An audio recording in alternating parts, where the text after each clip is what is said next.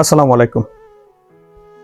লক্ষ কোটি টাকার প্রশ্ন একটা করতে চাই, আপনারা প্লিজ কমেন্টে উত্তরটা দিবেন।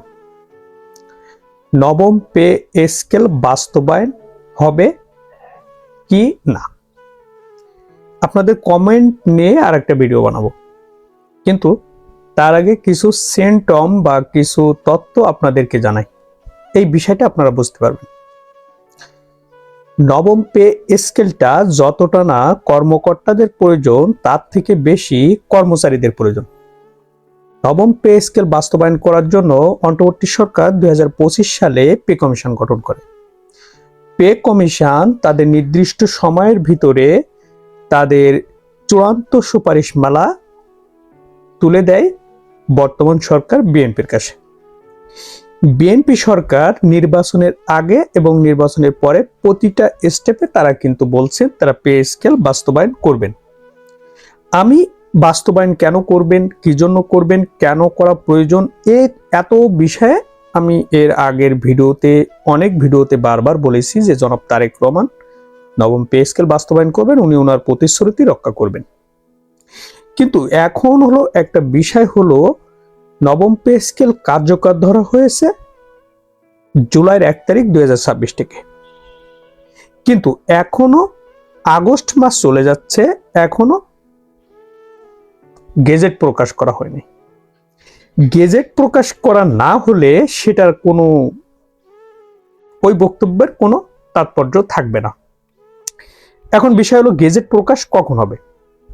আপনারা জানেন যে pay commission, judicial service commission, সশস্ত্র বেতন কাঠামো সবগুলো মিলাই একটা জায়গায় আসতে গেলে একটা নির্দিষ্ট সময় লাগে।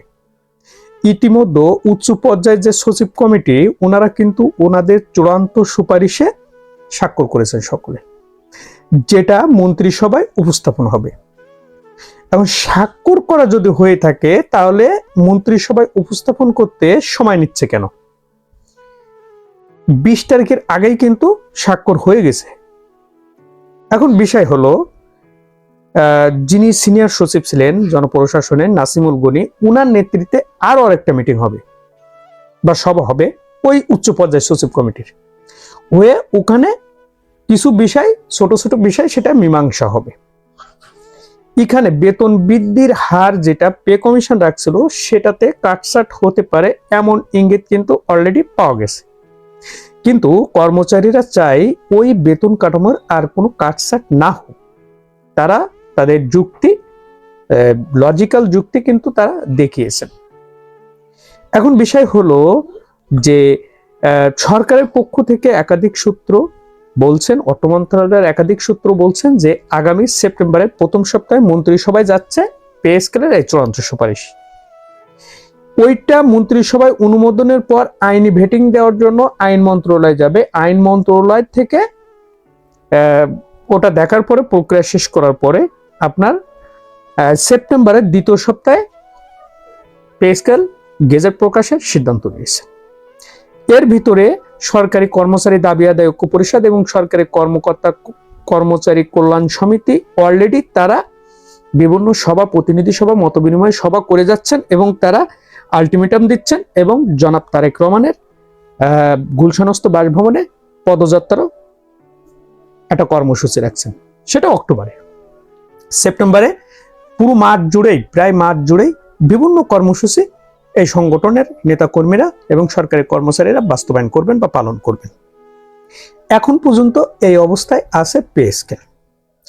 তবে আমি হতাশ হই না, আমি বারবার বলি পে স্কেল বাস্তবায়ন হবে, এটা 100% নিশ্চিত। কারণ পে স্কেল বাস্তবায়ন ছাড়া পে স্কেলকে রিমুভ করার কোনো প্রকার অপশন নেই। তাই যেটাই হোক বাস্তবায়ন হতেই হবে। প্রিয় দর্শক, ভালো থাকবেন। ভিডিওটি ভালো লাগলে অবশ্যই সাবস্ক্রাইব করবেন। আসসালামু আলাইকুম।